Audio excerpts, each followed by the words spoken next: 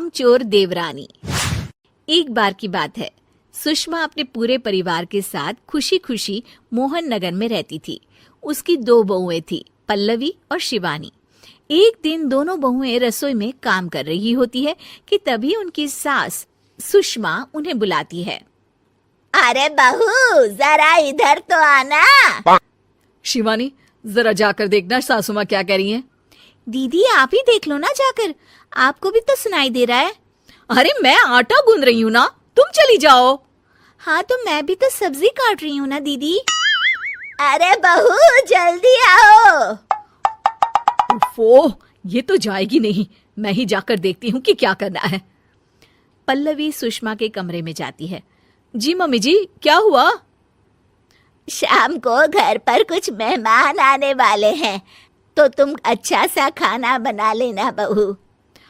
ठीक है मम्मी जी, आप बता दीजिए क्या क्या बनाना है और कितने लोग आ रहे हैं। सुनील की मौसी जी और उनका पूरा परिवार आ रहा है। कुल मिलाकर 3 लोग और हमें मिलाकर हुए 9 लोग। तो अभी से ही तैयारी करना शुरू कर दो। और हाँ, घर की सफाई भी कर देना, हाँ अच्छे से। जी मम्मी जी, सब काम हो जाएगा, आप चिंता मत कीजिए। पल्लवी शिवानी को घर में मेहमान आने वाले हैं इसके बारे में बताती है। क्या 9 लोगों का खाना बनाना होगा, घर की सफाई करनी है?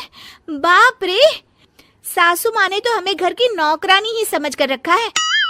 ऐसा नहीं बोलते शिवानी, हम इस घर की बहू हैं और घर के काम करना हमारा फर्ज है।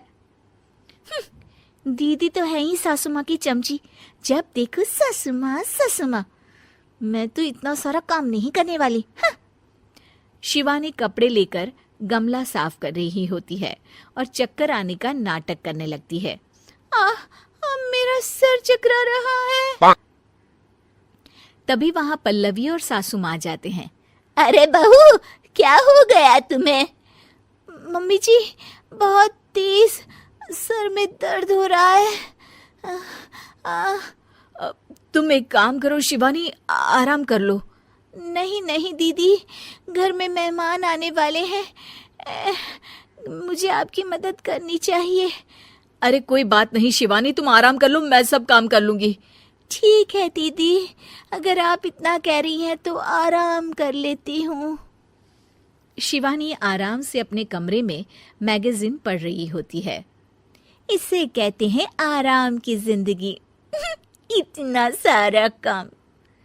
चलो सारा काम खत्म हो गया, शिवानी को देख आती हूँ। शिवानी अपने कमरे में ईयरफोन में गाने सुनते सुनते सो जाती है और उसके साइड में मैगजीन भी रखी होती है। पल्लवी वहां आ जाती है और वो सब देखती है। ओहो, तो मतलब सब काम चोरी का बहाना था। अभी बताती हूँ इसको। घर का सारा काम मुझे करना पड़ा और ये महारानी यहाँ मैगजीन पढ़ रही है, गाने सुन रही है। पल्लवी रसोई से एक प्लेट और चम्मच लेकर आती है और शिवानी को थाली बजाकर उठाने लगती है। शिवानी अचानक से उठती है। उठ गई महारानी, गाने भी सुन लिए, मैगजीन भी पढ़ ली। तुम तो बहुत बड़ी झूठी निकली शिवानी। तुमने सर दर्द का बहाना बनाया ताकि काम करने से बच सको। हाँ बनाया बहाना, तो क्या करती, इतने सारे काम करती। मुझे कोई शौक नहीं है चापलूसी का। क्या चापलूसी? तुम्हें लगता है कि मैं सारे काम चापलूसी के लिए कर रही हूँ? नहीं तो क्या। तभी वहां सासू माँ आ जाती हैं।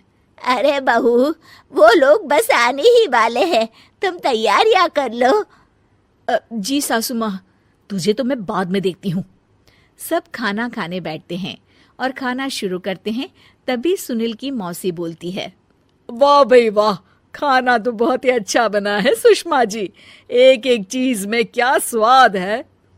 ये सुनकर शिवानी मुंह बना लेती है। उसे अपनी जेठानी की इतनी तारीफ रास नहीं आती। आपकी बहुएं तो बहुत ही अच्छा खाना बनाती हैं।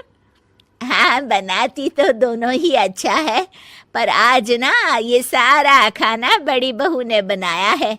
छोटी बहू की तबीयत ठीक नहीं थी, सो इसलिए। मानना पड़ेगा सुषमा जी, आपकी बड़ी बहू तो बहुत ही गुणवान है। पल्लवी की तारीफ सुनकर शिवानी को जलन होती है। पल्लवी ये सुनकर खुश हो जाती है और शिवानी की तरफ देखकर उसे चिढ़ाती है। कुछ देर बाद मेहमानों के जाने का वक्त हो जाता है।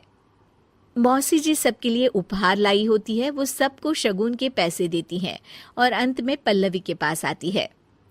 तुम्हारे लिए शगुन का लिफाफा तो है ही, पर बहू तुम्हें एक और उपहार भी मिलेगा इतना अच्छा खाना बनाने के लिए। मौसी अपने सोने के कंगन निकालकर पल्लवी को पहना देती है। ये लो, ये मेरे मनपसंद कंगन है, अब से ये तुम्हारे हुए। धन्यवाद मौसी जी। ये देखकर शिवानी तो पूरी तरह से जल जाती है और गुस्से से रसोई में चली जाती है। तभी वहां पल्लवी आ जाती है और उसे अपने कंगन दिखाने लगती है। देवरानी जी, अब आपका सर दर्द ठीक तो है ना? मुझे लगता है कि अब सर दर्द शुरू हो गया होगा आपका।